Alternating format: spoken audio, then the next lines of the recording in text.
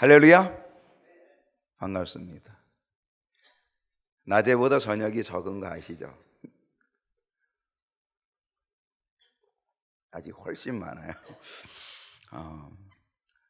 이 저녁 팀들이 또 자꾸 흐지부지 해가지고 또 낮으로 가면은 또 골치 아프니까 저녁은 저녁 팁을 잘 유지하십시다.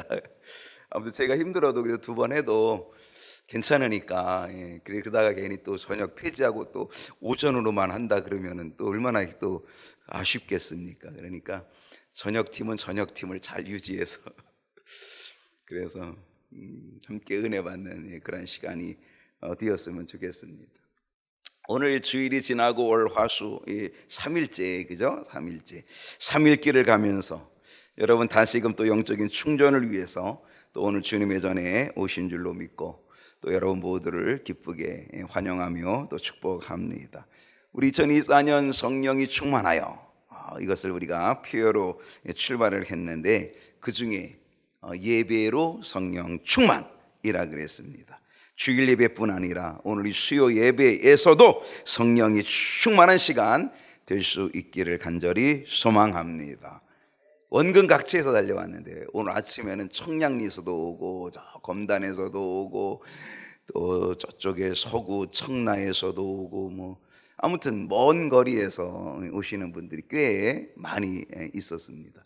오늘 저녁에도 멀리서 오신 분들, 우리 장로님 같은 경우는 안산에서 1시간 10분 걸려서 왔다니까 그래도 제일 멀리서 오셨는데, 아무튼 이렇게 원근각지에서 정말 사모하며 달려오신 여러분, 또 그 달려온 만큼, 그 사모한 만큼 하나님의 큰 은혜가 또 더 많이 부어지는 은혜가 있기를 축복합니다.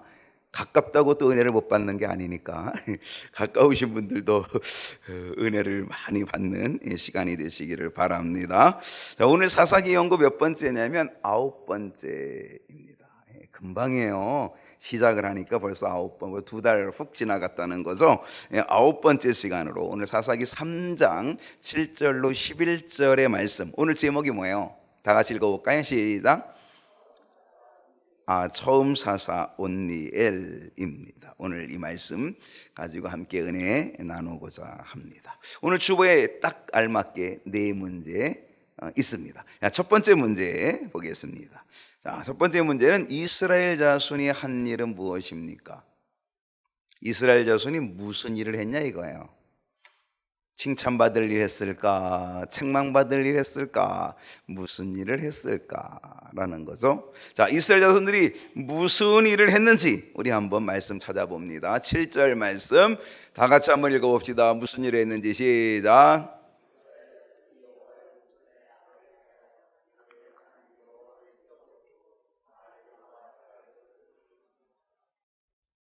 이스라엘 자손이 행한 것이 있습니다. 뭐였습니까? 악을 행하였습니다. 여러분, 오늘 7절 말씀에서 여러분이 주목해 보아야 될 아주 3군데 3단어가 있습니다.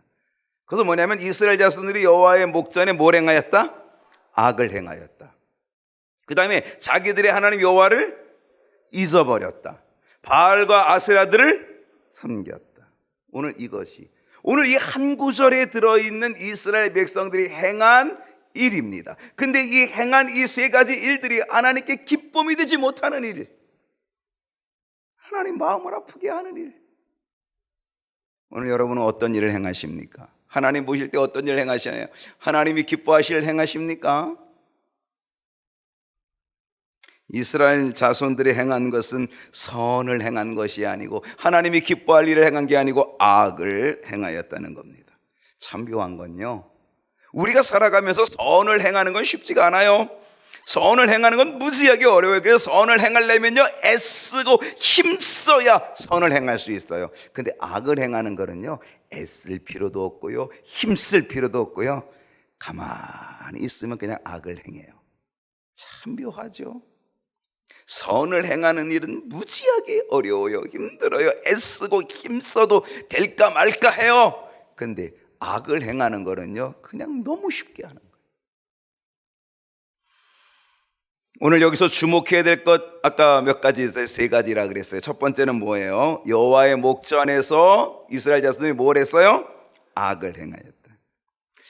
그들이 악을 행했는데 어디서 행했어요? 여호와의 목전. 목전이면 어디예요? 목전이면 어디서 행하는 거예요? 눈앞에서. 목전, 하나님이 보는 앞에서. 하나님이 지금 보고 계신데 하나님이 보는 앞에서 우리는요, 하나님의 시선 의식해야 돼요. 우리는 하나님의 눈동자를 의식해야 돼요. 왜? 하나님은 졸지도 않고 주무시지도 않는 하나님이기 때문에 우리는 졸지도 않고 주무시지 않고 우리를 지켜보시는 하나님의 눈동자, 시선, 우리 의식해야 된다는 거예요. 거기다가 하나님은 우리를 눈동자같이 지켜주신다 그랬죠. 눈동자같이 지켜보신다 그랬거든요. 그러니 우리가 그 하나님이 보시는 그 앞에서 우리가 어떻게 조심해야 돼, 조심. 하나님이 지켜보심을 안다면 우리는 태도가 달라져야 된다는 거죠. 여러분, 코람데오 들어보셨어요? 코람데오. 코람은 뭐뭐 앞에서, 데오 하나님 앞에서. 이 코람데오는 하나님 앞에서. 우리는 늘 무슨 생각을 해야 돼요? 우리는 하나님 앞에 있어. 나는 하나님 앞에 있어. 오늘도 하나님 앞에 있어. 하나님 앞에서야. 이런 생각. 내가 말을 해도, 내가 행동을 해도 하나님 앞에서야. 오늘 하나님 앞에서 라고 하는 인식을 갖는 거죠. 그게 코람데오예요. 여러분, 하나님이 지켜보신다 그러면 우리는 뭔가 어때야 돼요? 태도가 바뀌어져야죠. 부모님 앞에서 어때요? 부모님 앞에. 요즘은 뭐 아이들이 뭐 부모님 앞에서 뭐가 없지만 여러분, 예전에는요, 부모님 앞에서 제가 어렸을 때에 아버님이 계시는 방을요, 함부로 문을 못 열었다니까요.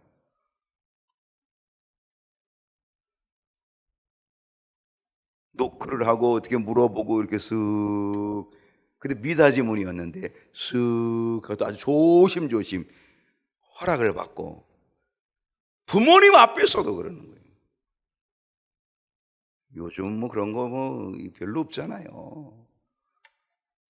정치인들이요, 무슨 큰 일이 이제 뭐 앞에 선거를 두고 뭐 큰 뭐 이렇게 결전을 뭐 하고 그러려면요, 이 정치인들이 제일 먼저 어디로 가는지 아세요? 어디로 가요? 현충원 가요. 현충원 가든지 또 어디 가요? 자기 조상묘를 가요. 그래서 그 산소 앞에 가가지고 그게 뭐예요? 부모님 앞에서 뭔가 자기 마음을 가다듬는 거죠. 결사의 의지를 다지는 거죠. 뭔가 부모님 앞에서 라고 하는 그런 의식을 갖는 거예요. 부모님이 보긴 해요. 돌아가셨는데, 돌아가신 지 벌써 수십 년이 됐고, 그런데도 불구하고 거기 찾아가는 거죠. 부모님 앞에서, 선생님 앞에서, 인천시장 앞에서, 서울시장 앞에서, 장관 앞에서, 대통령 앞에서. 여러분, 누군가의 앞에서 무엇을 한다라고 하는 것은요, 대단히 조심스러운 일이거든요. 더군다나 내 앞에 있는 사람이 좀 큰 인물이면, 내 앞에 있는 사람이 좀 대단한 인물이라고 한다면 우리는 더더욱 나의 행동을 조심할 수밖에 없다라고 하는 거죠. 행동을 절제하죠. 잘 관리하죠. 근데 이스라엘 백성들은 지금 여호와의 목전에, 하나님 앞에서, 하나님이 보는 앞에서 뭐 하고 있어요? 악을 행하고 있는 거예요.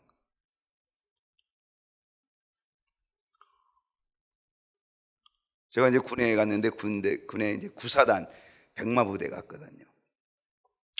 논산으로 안 가고 의정부로 해가지고 306 보충대로 해가지고 이제 구사단에 있는 신병교육대, 그 사단 안에 신병교육대가 있어요. 그 신병교육대 가서 이제 교육을 받는데, 와, 또 교육을 받는데 별의별 교육을 다 받는 거죠, 거기서 뭐. 근데 수많은 교육 중에 그들이 무지하게 신경 쓰는 교육이 하나 있어요. 딱 하나 있어요. 그게 뭐냐면 제식훈련. 오와이어를 딱 맞춰가지고 착착착착착착 움직이는 제식훈련. 마지막 훈련의 마지막 날 누구 앞에 서는지 아세요? 사단장 별둘 투스타예요. 난 투스타가 그렇게 센 줄 몰랐어요. 투스타가 한번 딱 떴다, 사단장이 딱 떴다 그러면 부대는 난리. 보통 난리가 아니에요. 난리. 사단장이 그렇게 나는 그렇게 큰 사람인 줄 몰랐다니까요. 근데 그 사단장 투스타, 그가 보는 앞에서 신병들이 사열을 하고 그거를 6주간 연습을 하는 거예요. 그 사람한테 보여주려고.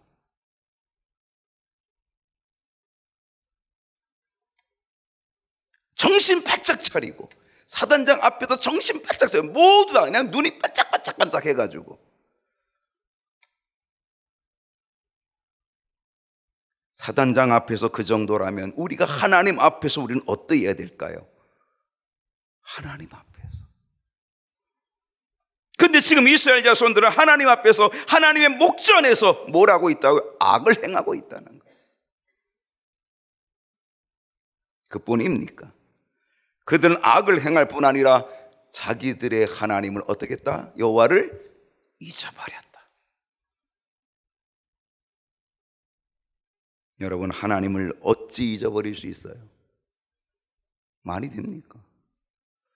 하나님께서 행해 주신 일들이 얼마나 기가 막히고, 하나님이 행해 주신 얼마나 놀라운 일들을 행해 주셨는데, 하나님이 행하신 일들, 출애굽의 기적, 10가지 재앙을 일으켜 주셔서 출애굽의 기적, 애굽의 군대들 다 홍해에다가 다 집어넣는 하나님의 기적, 홍해물을 갈라주시는 하나님의 기적, 40년 동안 옷이 헤어지지 않고 발이 부르뜨지 않고 단벌 옷 가고도 40년을 버틸 수 있도록 도와주신 하나님의 능력, 하나님의 기적, 만나를 매일 주시고 메추라기 몰아주시고 반석에서 물을 내어서 마시게 하시는, 광야에서 40년에 인도하신 불기둥과 구름기둥의 역사, 여러분, 이 하나님이 하신 일들을 생각한다면 어떻게 하나님을 잊어버려요? 받은 은혜 생각하면 어떻게 하나님 잊어버릴 수 있겠어요? 지금 이 세대들이, 지금 여호와의 목전에서 악을 행하는 이 세대들이 비록 그것을 목격하지는 못했다 할지라도 들어서는 알고 있다는 거죠. 그들의 부모로부터 들어서 알고 있을 겁니다. 그런데도 불구하고 그들은 하나님을 잊어버렸다는 거죠. 잊어버렸다.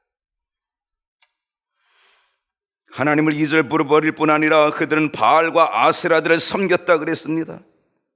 하나님을 버리고 우상을 섬긴 겁니다. 이것은 뭐냐? 사랑의 배반입니다. 여러분, 우상 숭배는 탐심인데 사랑의 배반입니다. 하나님을 사랑하는 것이 다른 것을 사랑하는 거로 사랑의 배반이 이루어지게 됐다는 것이죠. 여러분, 하나님이 이스라엘 백성들을 얼마나 사랑하십니까? 얼마나 사랑하시나고요? 그런데 이 사랑을 배반하면 어떤 일이 벌어져요? 여러분, 사랑의 뒷면에는 뭐가 있냐면 질투가 있어요. 질투. 여러분, 질투가 왜 나오는지 아세요? 사실은 사랑하기 때문에 질투가 나오는 거예요. 여러분, 만약에 사랑하지 않으면 뭐 질투할 필요 있어요? 나하고 관계가 없는데 뭐 질투할 게 뭐 있겠어요? 근데 내가 사랑하는데 뺏겨? 그럼 질투가 나는 거죠. 내가 사랑하는데 뺏기면 질투가 나는 거죠. 그것도 보통 사랑이 아니고 엄청나게 사랑하면요, 질투가 더 무서워지죠. 더 세지죠. 사랑한 만큼 질투도 어마어마하게 세지는 거예요.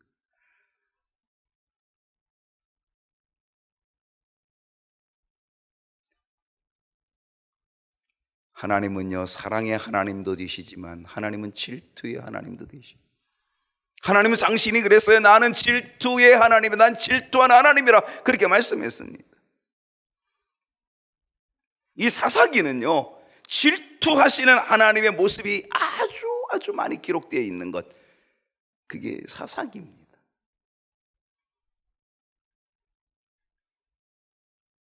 하나님을 질투의 하나님으로 만들면 그건 나에게는 비극이 됩니다. 여러분, 하나님은 나에게 사랑의 하나님이 되셔야지.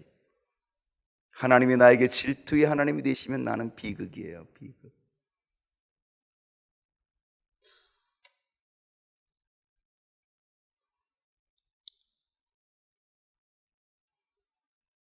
우리는 언제든지 하나님을 의식하고, 우리는 하나님 앞에서 하나님을 생각하고, 우리는 하나님을 사랑하면서 살아가는 그 은혜, 그래서 나에게 질투의 비극이 오지 않도록 언제나 사랑의 하나님, 그 사랑의 하나님, 그 은혜만이 임하도록 우리가 그렇게 살아가야 될 줄로 믿습니다. 질투의 하나님이 아닌 사랑의 하나님, 그 하나님이 언제나 나의 하나님, 여러분의 하나님 될 수 있기를 축복합니다. 두 번째 문제로 갑니다. 하나님께서 하신 일이 뭐냐? 이스라엘 백성들이 뭐 했어요? 이스라엘 백성들이 한 일은 뭐 했어요? 여호와의 목전에 악을 행하고 여호와 하나님을 잊어버리고 바알과 아세라 우상을 섬기고, 이게 이스라엘 백성들이 한 일이야. 그러면 하나님이 하신 일은 뭐냐? 8절을 봅니다. 8절 읽어보면 하나님 무슨 일 하셨는지 시작.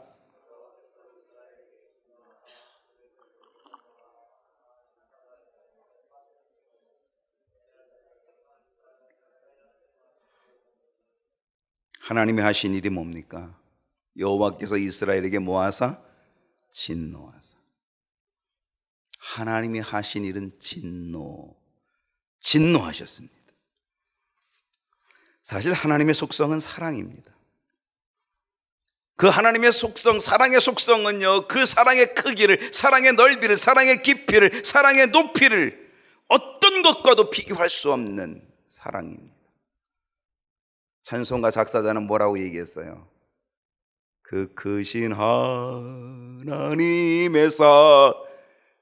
말로 다 형용할 수 없대요.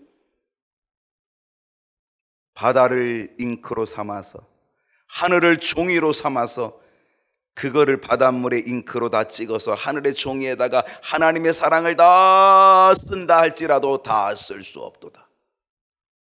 그게 하나님의 사랑이라고 그렇게 찬송가 작사자가 그렇게 고백하고 있다는 거죠.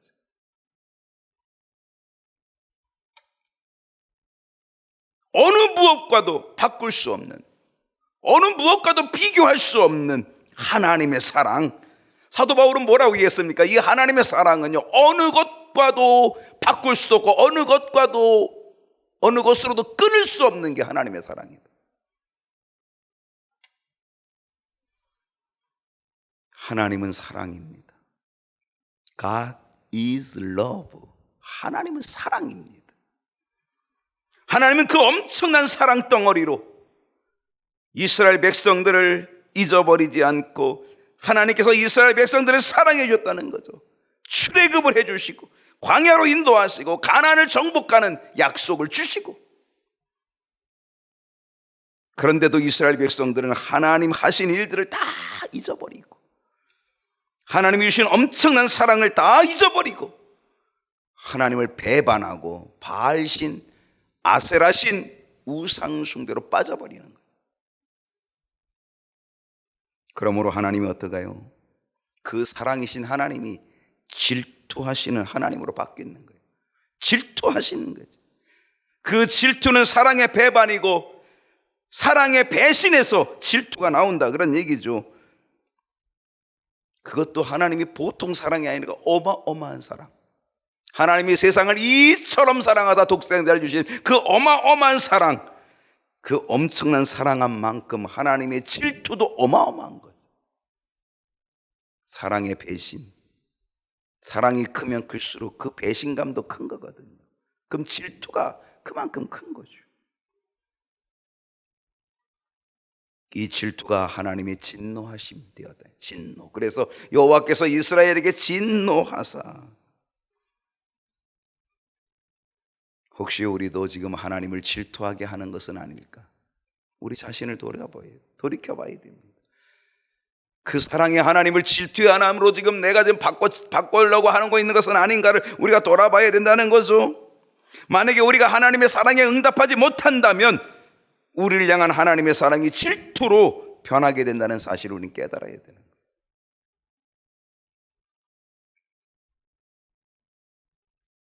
하나님이 하신 일이 뭡니까? 이스라엘을 진노하셨습니다. 그래서 진노하셔서 어떻게 하셨어요? 그들을 메소보다미아 왕 구산 리사다임의 손에 뭐 하셨다고요? 파셨대요.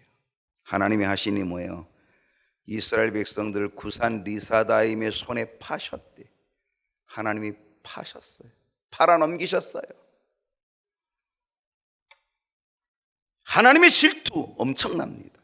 하나님의 진노로 나타나게 되었고요, 하나님께서는 이스라엘 백성들을 팔아넘기십니다. 얼마나 화가 나셨으면 팔아넘기셨겠어요.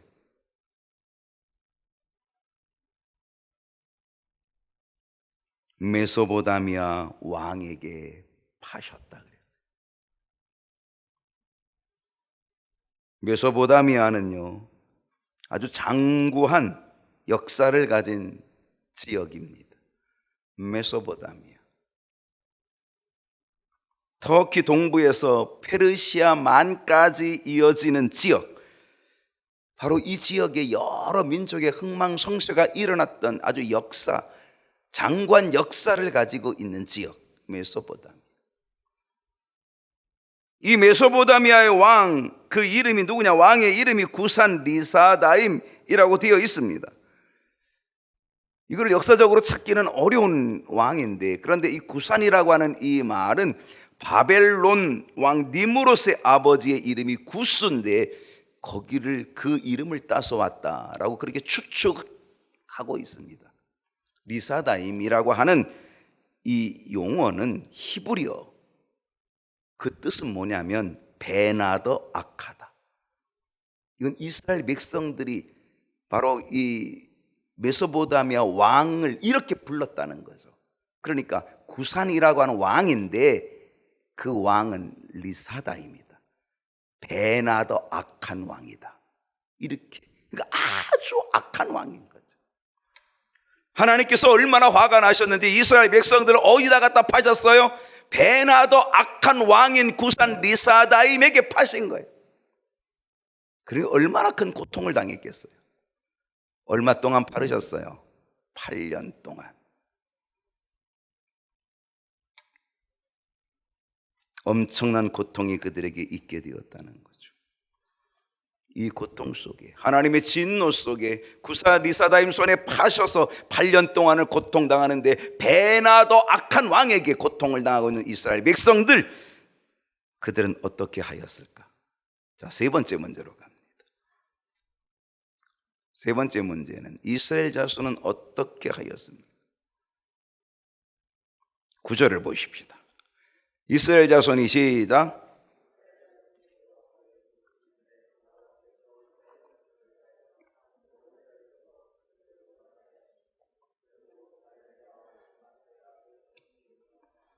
이스라엘 자손들이 한 일은 뭐였어요? 여호와께 부르짖었어요. 베나더 악한 왕에게 8년 동안 고통을 당하고 있는 거예요. 보통 악한 게 아니라 베나 악한 왕. 8년 동안 고통을 당하고 있는 그들이 견디다 못해 결국은 여호와께 뭐하여? 부르짖었다는 거예요.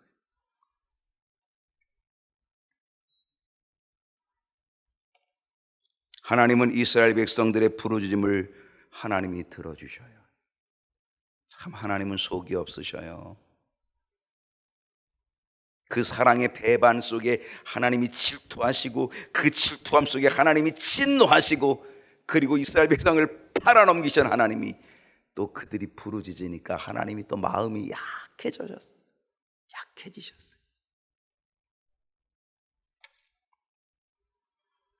그래서 부르짖음 속에서 진노의 마음을 바꿔주십니다.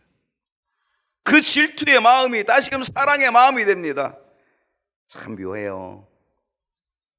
이스라엘 백성들이 하나님을 떠나서 바알을 부르고 아세라를 부르고, 그때는 하나님이 질투하여서 진노하시던 하나님께서 이스라엘 백성이 다시금 하나님께 부르짖고 하나님의 이름을 부르면 하나님이 마음 약해서 또 그 질투의 하나님이 사랑의 하나님으로 또 바꿔서 나타나시는 거예요.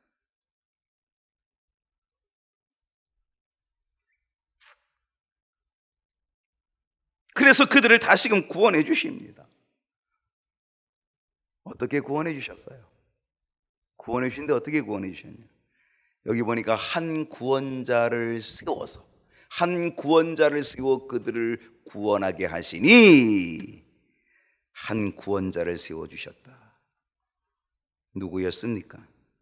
갈렙의 아우 그나스의 아들 온니엘입니다. 이 온니엘이 하나님 앞에 쓰임받게 돼요. 첫 번째 이스라엘의 사사가 됩니다. 사사들이 왕이 없던 시절에, 그러니까 사사 시대 다음에 왕정 시대인데 왕과 같이 다스리던 사람, 그게 사사이거든. 아무튼 사사를 세워서 이스라엘 백성들을 구원해 주셨는데 그 첫 번째 사사가 누구냐? 갈렙의 아우 그나스의 아들 온니엘이었다는 것입니다. 저는 이 말씀 속에서 이런 생각을 해보았습니다. 여러분도 생각해 보셨는지 모르겠지만 예전에 모세가 12정탐꾼을 가나안 땅에 보낸 적이 있었습니다. 40일 동안 12정탐꾼들이 가나안을 정탐하고 돌아와서 어떤 보고를 했어요? 10명의 사람들은 절대 우리는 거기 못 들어간다. 근데 2명의 정탐꾼은 아닙니다. 그들이 강하지만 하나님이 우리에게 약속하신 그 땅 우리가 믿음으로 가면 거기에 들어갈 수 있습니다. 그렇게 믿음으로 보고했던 2 사람이 있었습니다. 누구하고 누굽니까? 여호수아와 갈렙이었습니다.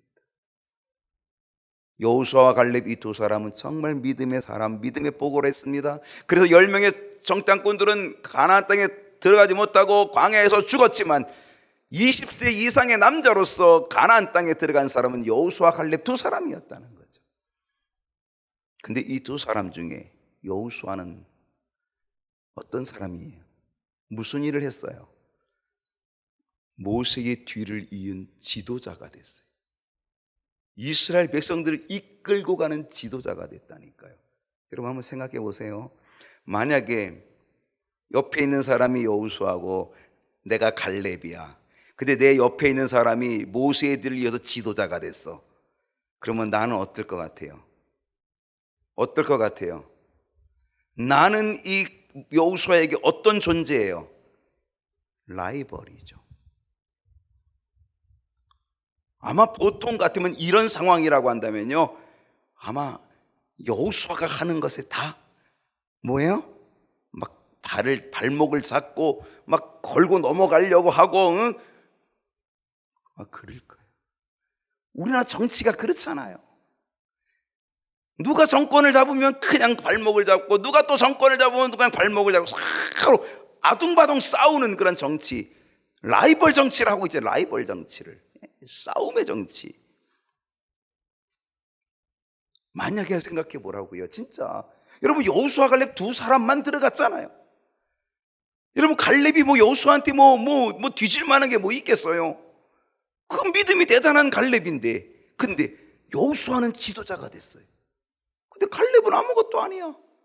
그럼 갈렙이 여호수아 막 발목을 잡고 뭔가를 그렇게 하는 라이벌 같은 그런 존재가 돼야 되는데, 성경에 보면요, 갈렙이 여호수아가 하는 모든 일에 무슨 발목을 잡았다, 뭐 라이벌이 되었다, 디스했다, 뭐 이런 얘기 하나도 없어.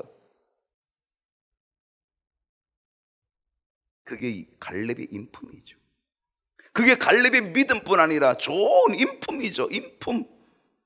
오늘 우리 그리스도인들은요, 믿음도 좋아야 되고 인품도 좋아야 되는 거죠. 갈렙처럼.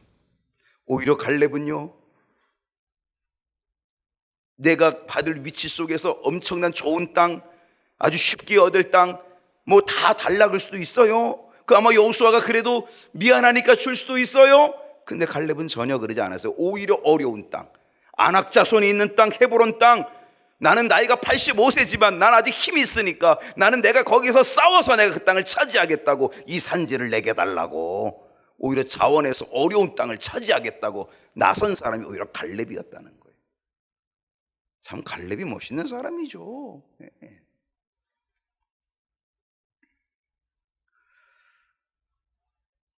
묵묵히 여호수아를 도왔던 갈렙, 잠잠히 겸손히 믿음의 모범을 보였던 갈렙. 저는 하나님께서 이 갈렙의 보상을 이렇게 해주신 것은 아닐까, 오늘 이 말씀을 제가 읽으면서 그렇게 생각을 해보는 거예요.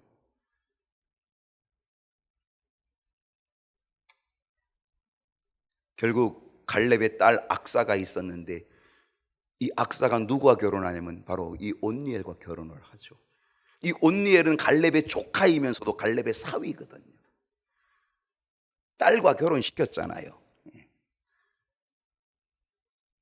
누가 딥냐세르를 칠 거냐, 딥냐세르를 점령하는 자에게 내 딸을 주겠다 그랬더니 그 조카가 제가 가겠습니다. 그리고 이 조카가 가서 딥냐세르를 차지했거든요. 점령했거든요. 그래가지고 자기 딸 악사하고 결혼해 줬다고요. 그리고 윗셈 아랫셈 결혼 선물로 줬잖아요. 샘물을. 그랬던 이 조카이며 사위가 된 이 온니엘, 하나님께서는 바로 이 갈렙을 이렇게 보상하셔서 이 조카 온니엘, 아니 사위 온니엘을 통하여 자기 딸을 통한 사위, 그 사위를 이스라엘의 지도자, 첫 번째 지도자, 사사가 되게끔 하나님께서 만들어 주셨다라고 하는 것. 그건 하나님의 보상이죠. 하나님은 우리의 잠잠한 헌신을 기억하고 계십니다. 하나님은 우리의 겸손한 헌신을 하나님은 언제나 기억하고 계십니다. 불평하지 말고 잠잠히 헌신하면, 불평하지 말고 겸손히 헌신하면 하나님께서 기억하고 계시다가 때가 되면 하나님께서 하나님의 방법으로 보상해 주신다는 것을 기억하면서 겸손히 주님을 섬기는, 잠잠히 주님을 섬기는 우리 모든 식구들이 될 수 있기를 축복합니다. 네 번째로 마지막입니다. 온니엘은 이스라엘을 어떻게 구원하였습니까? 자, 온니엘이 이스라엘 사사가 되었어요. 첫 번째 사사가 되었어요. 이스라엘을 어떻게 구원하였는지, 자, 오늘 10절입니다. 어떻게 구원했는지 보십니다. 시작. 여호와의 영이 그에게 임하셨으므로 그가 이스라엘의 사사가 되어 나가서 싸울 때 여호와께서 메소포타미아 왕 구산 리사다임을 그의 손에 넘겨주심에 온니엘의 손에 구산 리사다임을 이기니라. 할렐루야. 온니엘은 이스라엘을 어떻게 구원했습니까? 여호와의 영이 온니엘에게 임하였다. 여호와의 영이 여러분에게도 임하기를 축복합니다. 여호와의 영이, 하나님의 영이, 하나님의 성령이 임하면 그 능력이잖아요. 능력. 하나님의 감동이 있게 되었고 하나님의 능력이 있게 되었고, 그리해서 그가 이스라엘의 사사가 되어서 나가 싸웠더니 하나님께서 역사해 주셨다는 거죠. 뭘 역사해? 이기게 해 주셨다는 거예요. 아무리 두 배로 악한 왕이라 할지라도 구산 리사다임을 이기게 하셨다. 여기 참 재밌는 게 있어요. 그 재밌는 게 뭐냐면 10절 계속해서 볼게요. 10절 여호와의 영이 그에게 임하셨으므로 그가 이스라엘의 사사가 되어 나가서 싸울 때 여호와께서 메소포타미아 왕 구산 리사다임을, 그 다음에 구산 리사다임을 그의 손에 뭐 하셨어요? 그럼 그의 손이 누구예요? 온니엘의 손에, 그의 손에 넘겨주심에.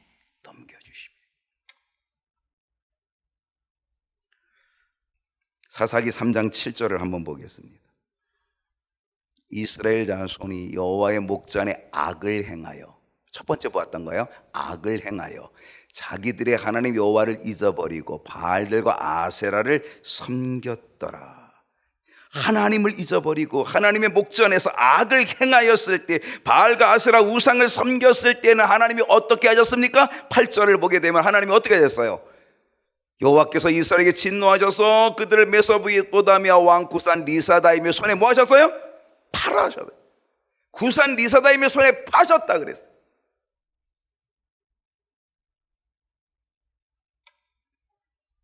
그런데 이스라엘 백성들이 하나님께 부르짖고 하나님을 찾았을 때에는 하나님께서 메소포타미아 왕 구산 리사다임을 이스라엘 백성들의 손에, 온니엘의 손에 넘겨주신 줄로 믿습니다. 어느 쪽이 되기 원하십니까? 팔리는 쪽이 되길 원하십니까? 아니면은 넘겨주셔서 승리하는 쪽이 되길 원하십니까? 우리는 둘 중에 하나를 택해야 될 것입니다. 이스라엘 백성들이 하나님의 진노로 인하여서 팔리우잖아요. 구산 리사다임의 손에 팔리우잖아요. 그런데 그들이 회개하며 부르짖을 때에 하나님께서는 오히려 온니엘을 통하여 구산 리사다임을 어떻게 했어요? 넘겨주셔서 이기게 하여 주신 줄로 믿습니다. 여호와를 잊어버리는 쪽이 되기 원하십니까? 여호와의 영이 임하여서 능력으로 이기게 되는 쪽이 되기를 원하십니까? 하나님께서 2024년을 넘겨주셔서 2024년을 붙여주셔서 하나님께서 여호와의 영 성령 충만하도록 은혜 주셔서 능력으로 이기는 2024년 될 수 있기를 소망합니다. 사사기 3장 11절을 봅니다. 마지막 절입니다. 그 땅이 평온한 지 몇 년? 40년에 그나스의 아들 온니엘이 죽었더라. 첫 번째 사사가 40년을 통치하고 죽었습니다. 그가 통치한 40년은 평온함 속에 있게 되었습니다. 40년의 평온함뿐 아니라 우리가 죽은 뒤에도, 내가 죽은 뒤에도 평온함이 계속되어지도록 하나님께서 넘겨주시는, 하나님께서 붙여주시고 붙잡아주시는 성령 충만의 역사가, 하나님의 영이 임하는 역사가 오늘 우리에게, 저와 여러분에게 임해야 될 줄로 믿습니다.